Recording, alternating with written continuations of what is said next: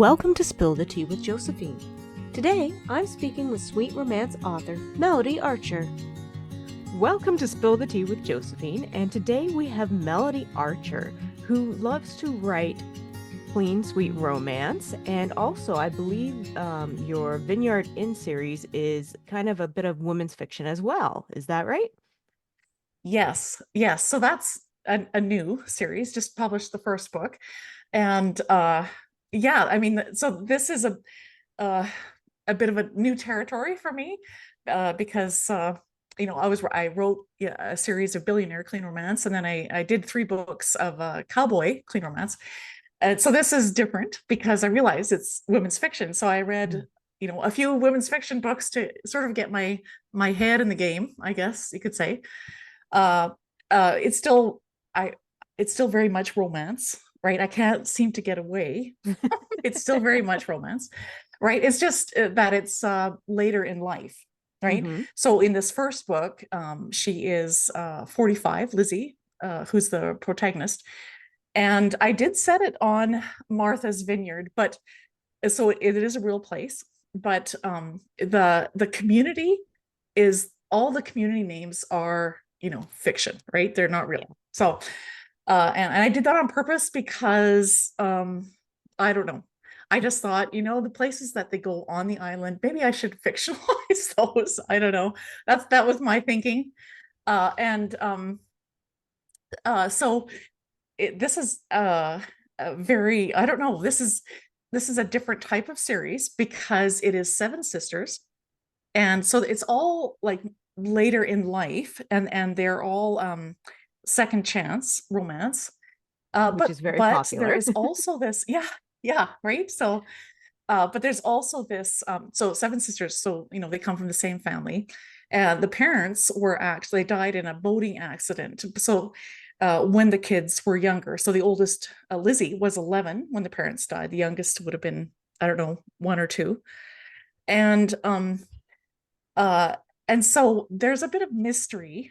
And so when the grandmother dies, Lizzie inherits, that's the oldest, inherits the beach house Mm-hmm. along the waterfront, on Martha's Vineyard.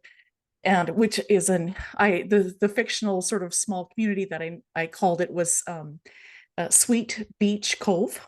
That's kind of Okay. the small community.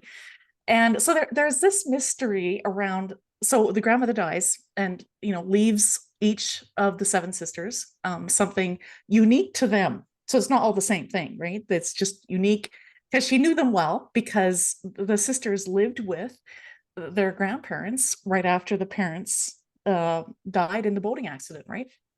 So the grandmother leaves a journal, and in the journal, she says, something. I know this case with your parents is closed, but like something isn't adding up. Like, what actually happened? I know the police investigated and said, oh, they can't find anything, but something's not adding up. So And there's so a bit she of a asked the mystery in the girls, background of it. yeah, right. Yeah. So I don't know, like maybe like a subplot.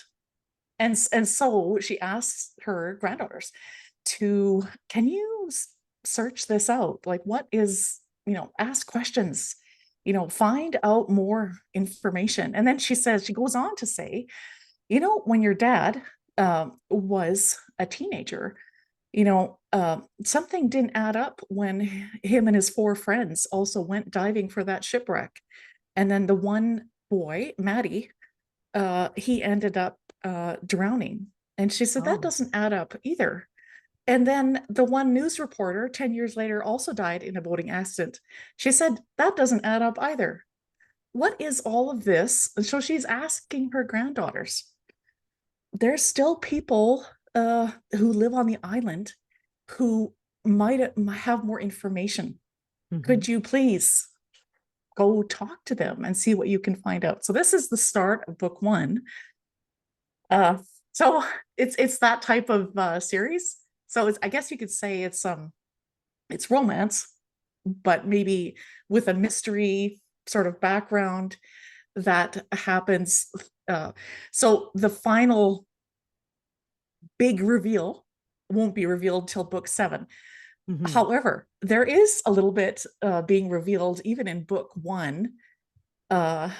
and people are, because Lizzie has to confront a villain, right?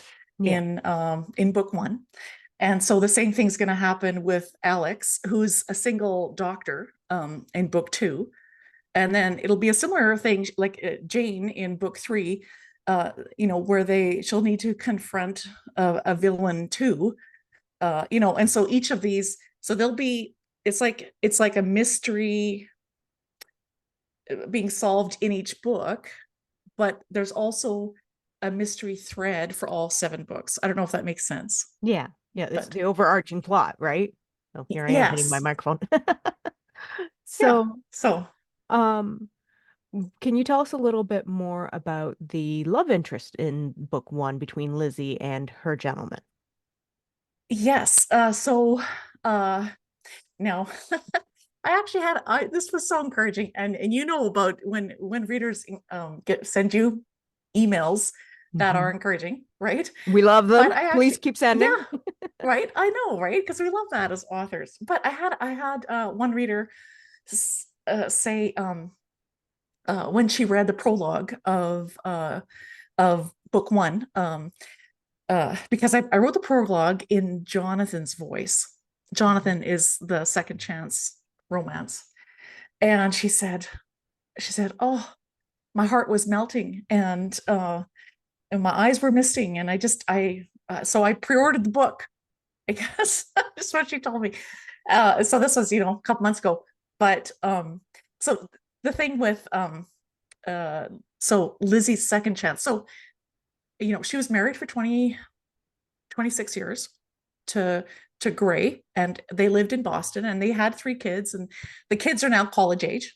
Mhm. Um, and so Lizzie, suddenly her husband dies of a heart attack. This is the start of of chapter one. And so she's feeling actually quite lost without her husband, but she realizes, okay, so you know, now I need to move on. But not only that, uh no, here's that she's in shock because, whenever she was one of those wives that her husband, just did everything, even the finances. Oh She dear. took care of the Yeah. children. She took care of, um, uh, you know, like cooking the meals, and she even hosted dinners for her husband's law firm for when they would have these big get-togethers. So she would do that, but her husband did all the finances, so she's literally quite lost. But then she's looking at her bank statements and realizes that, you know, they almost have an empty bank account. Well, that's not what her husband kept telling her. Her husband Mm. said, "Oh, we're fine. You don't have to worry about it. We're fine." And then she discovers that because he had an alcohol addiction and kept drinking. Well, when that would happen, then he would, you know, do more gambling, do more extra Mhm. spending, this kind of thing. So this is where she's at. And so she realizes, I'm going to need to, I have to have some kind of income. I'll have to get a job fast. And who's going to hire me? I haven't been working. I haven't been in the workforce for, you know, 25 Years. years, 26 years. Right? So how am I going to do this? And so she's actually a little worried. And then on top of it, then that's when she gets the call from her aunt that her grandmother has died, right? Uh, and so she actually never wanted to return to the island because that's where she still remembers. It was painful in her mind because her and Jonathan were very much in love in high school. And then during that last week, it was right after a football game, she saw Jonathan, that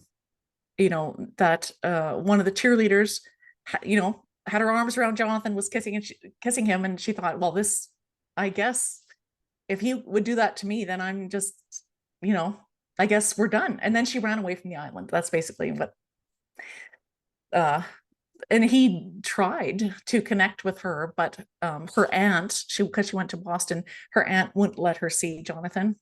And Mm. so So anyway, obviously there's a so miscommunication going on there. yeah, I know, right? Yeah. And so she ends up, Lizzie, she does end up moving. She doesn't know what else to do. because she has to sell the house. That selling the house will pay for the major all the major debt, but Mm-hmm. then she won't have hardly anything left over. And so she realizes, well, I'm going to have to do that, but I guess I will have to move. She doesn't know what else to do. She'll have to move to the house that her grandmother gave her, that she inherited, right?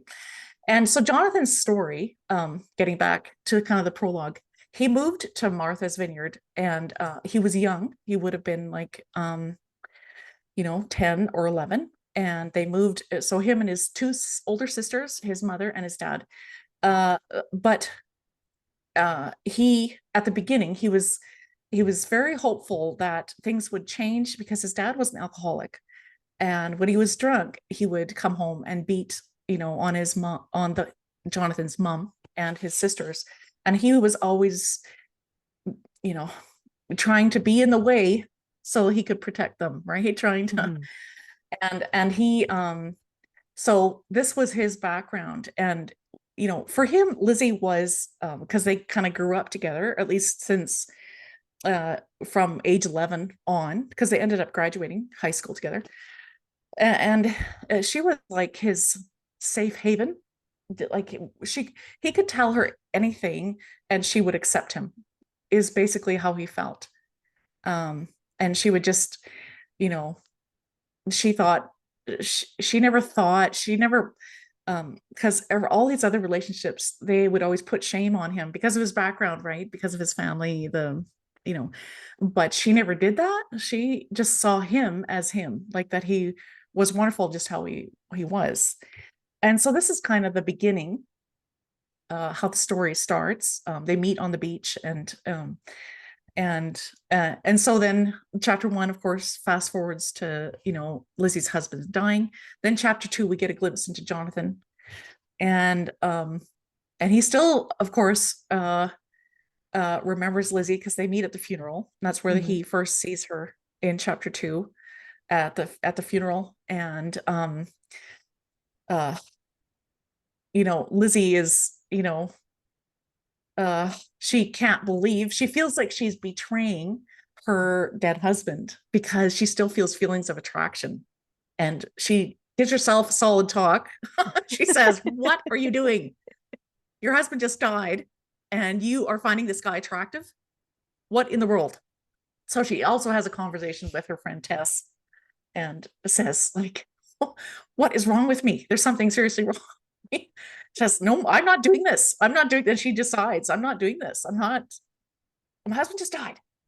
I'm not getting into a serious relationship." And she feels like she's just a bad person. That's how she feels, like, for any of these feelings, right? And so then she sort of puts walls around her heart. Yeah. And Mm-hmm. so So yeah, she's part of the this is kind of stumbling how it block for starts. him and the romance part. Yeah, right. Yeah. And so it takes her a while to, how would you say, that her heart would thaw a little bit, that she would even allow herself um, to let her real feelings out, I guess. Mm-hmm. Yeah. So that's kind of the glimpse of the first few chapters of that story. Yeah. It sounds really interesting. Yeah. Yeah. So Yeah. So for yeah. anybody who is interested in it, we're going to have the link in the description of the video, and we're also going to have a link to Melody's website, so you can go there and see the other books that she has. I hear you have a Billionaire series that is going to have the first book on sale. Why don't you tell us a little bit about that? Yes. So yeah, the Billionaire series. This is also based on a family. I can't seem to get away. The Cowboy series also is based on a family, so I don't know. I But do this want to is a talk about the family. Cowboys because the Yeah. series title, hilarious. I'll come back to Yeah. it. Yeah. So this Billionaire series is uh it's based, so it's brothers, like, so the women's fiction is sisters, Mhm. but this one is brothers. So it's 5 brothers who, and you'll find this out in chapter 1. But their dad, uh you know trusted the wrong guy, and they were in partnership together, lost all his money. Uh-oh. And so very traumatic. And then his dad, their dad was so stressed that he had a heart attack and died. And this happened when I think Adam was like around 13 years old. So right away he had to get a side job with to help with it. The mom was working, but it wasn't quite enough for all the bills, you know. And so, and then each brother, as they got to an age where they could help, did get like a part-time job and went to school and did all of that. So at the beginning of the book, there's a little glimpse of that, but there's also at the beginning, this is how we get to know why do they have a passion to start Stevenson Be Safe Foundation. Well, this is the reason, because they felt like their dad was really scammed. In fact, the guy did go to prison, and they are wanting to help other people to be safe, right? So Be Safe, Stevenson Be Safe Foundation. And so they have this this business, and they each have a different. So Adam does software. So that Adam is kind of the hero. He's the oldest. He's the hero for book one, and but so what happened is that their grandfather, or actually great grandfather, Walker Stevenson, in his will, he to make it interesting, in his will, he said, "Well, you will inherit the what I have left you if you marry by your 27th birthday." So, at the start of chapter one, Adam has 30 days to find a wife and marry her. So, he makes a list of women that he thinks, well, okay, at least maybe I could sort of see myself, because he's only thinking fake wife. He's thinking, marry for a Marriage of year. convenience, right? Yeah, marry for a year, and then that's it. And I'll give her $1 million. I'll give her half at the start, half at the end. It's kind of like we're roommates, and then that'll be good.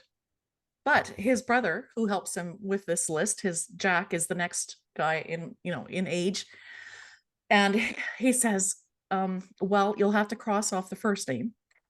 And I'm trying to think of all the reasons, but the one became a nun. The other one, well, the first one, he says, you have to cross her name off because we were engaged and she cheated on me. So you have to cross her name off right away. And says, if I have to be able to trust her, that has to be the first thing. Yeah. And so, oh, I think you froze again.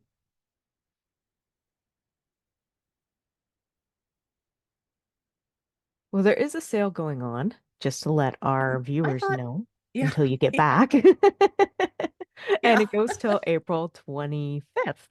So if yes. anybody wants to get the discounted book, they can do that. I'm sorry, you just froze. You were talking about you had to trust her, and then it just stopped. Oh, okay. Oh, oh, I'm sorry. It keeps going in No, and out. it Yeah, happens. Technology, right?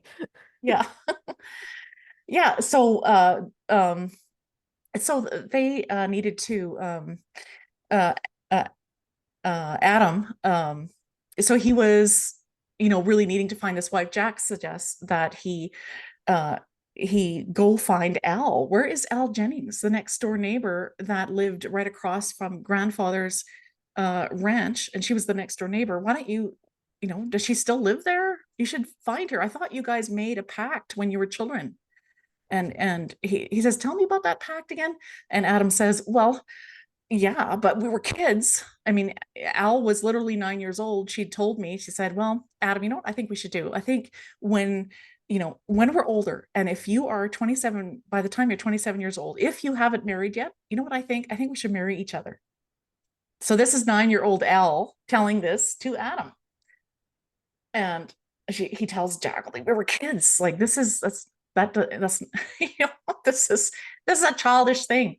But Jack says, no, you go talk to her. So anyway, Adam ends up going to his great grandfather's ranch, because that's actually what he will inherit, right? With this 30-day marriage, or 30, when he does finally marry, he will have this inherit the ranch if he ends up getting married. And he just loves the place. There is nothing that can replace the memories and the feelings he has for this ranch. And so at the end of the first chapter, he sees Al, because it's a ranch, but it also is on the waterfront of the lake. He sees Al with the horse by the lake with her dog Ginger, and he sees her and he's mesmerized. And then she says, "You came back because," okay, so here's the thing, they were friends, but Al is upset with him, because, not just upset, quite angry, because she feels like he could have done something to protect her father, and that's why her dad died in that accident.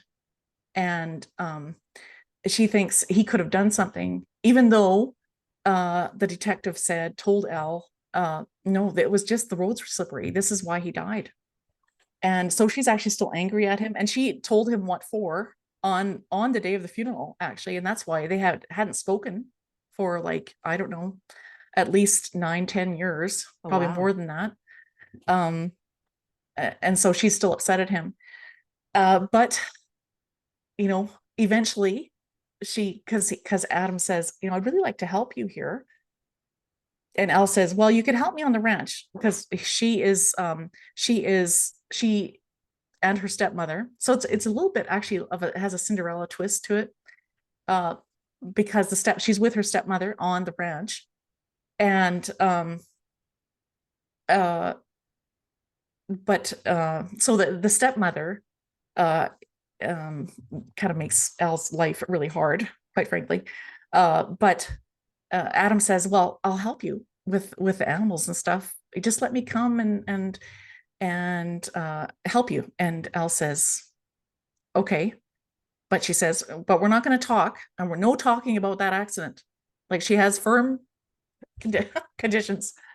But at some point, she starts to soften up, and eventually he asks her for a marriage of convenience, and she agrees, but she says, she agrees to the convenience part, but she says, none of the mushy emotion stuff. We're not doing any of that.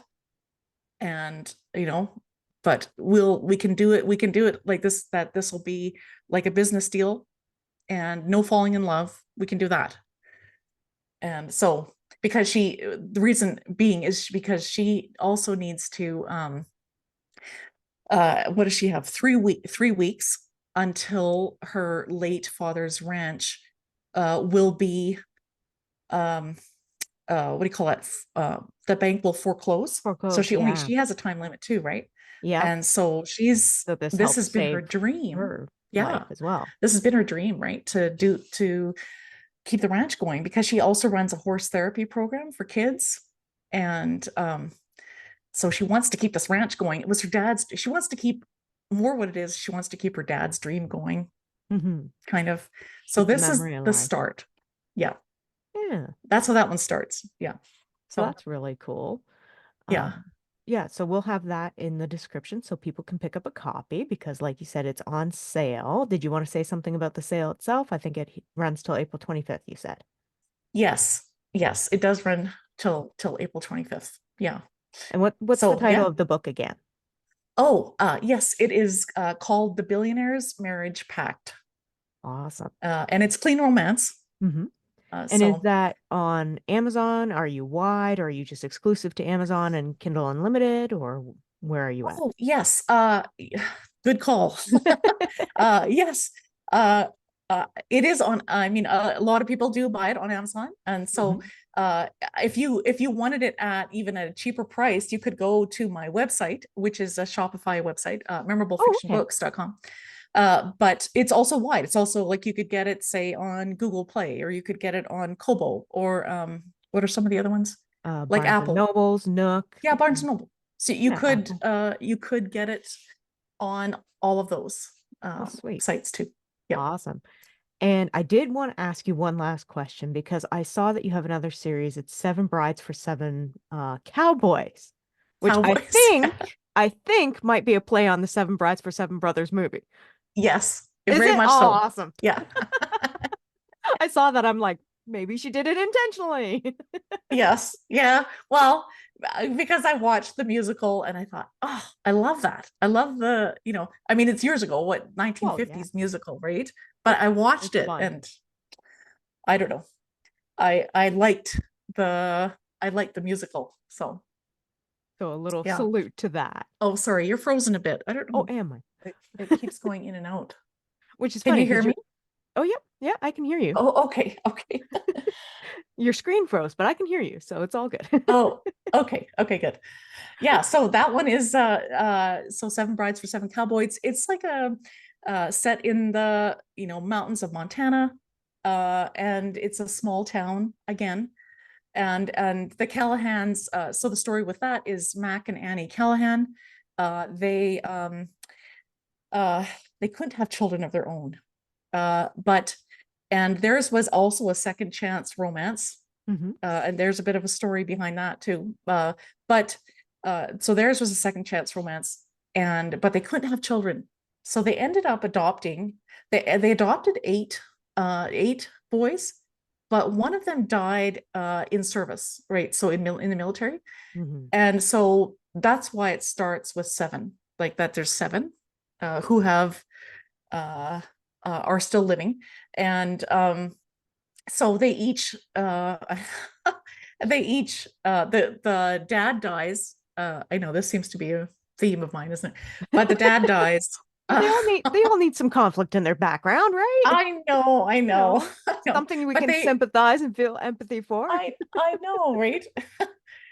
So but they each have a really good relationship with their dad, and they know, they all know they're adopted, but it just feels so right. And so for them it's just, that's my dad, right? Hmm. And so but they each have a bit of a harder background, I guess you could say. And so Wyatt, who is the oldest of the brothers, that's the first book, is Wyatt Callahan. And so each of them are the dad, Matt Callahan, has left them each a letter, and he's told him, I when you come home, because at the time he wasn't back yet from the military, and when you come home, I want you to really try to help Abby, our neighbor, and the woman you once loved, but um, you know, uh, that some reason, I don't know why, but it didn't seem to work out. Well, I want you to try to help her because I just learned that her husband also died. So Abby got married, Hmm. but it was only a marriage for 3 years or whatever. And then her husband died. And you know what's interesting? So this is what makes it kind of a tear. I've had readers say this is such a tearjerker, but I think part of it is because her husband, Tom, Tom Hart, was underneath Wyatt's, like in his unit in the Hmm. military. And Tom was also Wyatt's good friend. Tom died in the military, on a mission, and he died. Wyatt feels responsible, and he comes home, and now Abby's a widow, and so there's this all kinds of emotions. And then we get on to like, so Abby is, she again, she has feelings still. As soon as she sees Wyatt, she knows she still has feelings for him, but she's not allowing herself to have feelings. You can't have feelings because your husband just died. You're not doing this. And but as she continues on, getting to know him, getting to trust him again, Hmm. because she has all these thoughts that, oh, you just left for the military. Well, you know, then of course I'm going to marry someone else. Like, you just up and left. She didn't realize that it was actually her parents, her Abby's parents, that stopped him from seeing her again. And he had written all these letters, and she never got one of them. Oh, wow. And so this is a real tearjerker. Real, But it's also definitely there's also yeah, there's emotional also one. Yeah. yeah, and there's So, so there's secrets that come out, yeah, and stuff. So that's what that one is. Awesome. So we're Yeah. running out of time, so I'm really sorry Okay. to cut you off Oh, no because worries. Zoom is like, I'm going to kill you in a minute because I haven't bought the upgraded version. But it was a pleasure speaking to you. I really enjoyed it. And I hope that our listeners This really was so enjoyed fun. it. Thank you. Yeah, I hope that they'll find one of your books, pick it up, and, learn more about you and what you write. Oh, sorry, I missed Okay. that last part. It froze again. I don't know. It keeps Well, freezing. thank you so much for coming on. I really appreciate it. And hopefully, maybe when you have another release, we can have you again. Oh, I would love that. Thank you. Awesome. Thank you All very right. much.